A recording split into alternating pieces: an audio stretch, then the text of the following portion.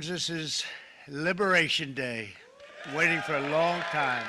President Trump laid out the numbers just after the U.S. stock markets had closed. The new 10% baseline tariffs on all goods coming into the U.S.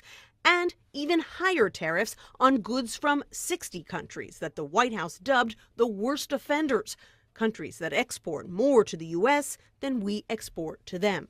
For decades, our country has been looted, pillaged, raped, and plundered by nations near and far, both friend and foe alike. He held up a chart indicating the U.S. will now be imposing dramatically larger 54% tariffs on Chinese goods, 24% on Japanese goods, and 20% on European goods. You know, you think of the European Union, very friendly. They rip us off. It's so sad to see. It's so pathetic. White House officials predict the new tariffs will bring in up to $700 billion a year in new government revenue, enabling them to reduce income taxes and pay down the national debt.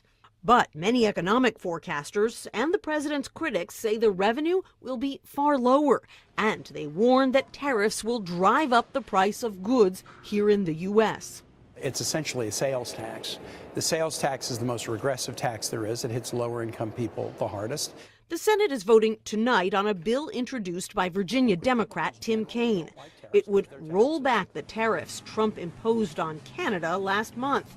Several Republicans have already signed on, including the former Senate leader, Mitch McConnell.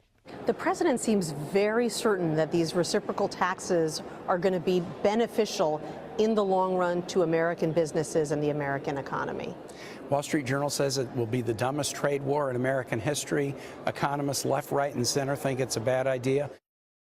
But President Trump has been passionate about the idea of tariffs for decades, since long before he entered public office. He argues it's the only way to convince U.S. companies to bring manufacturing back here to the U.S. where they won't face those high tariffs.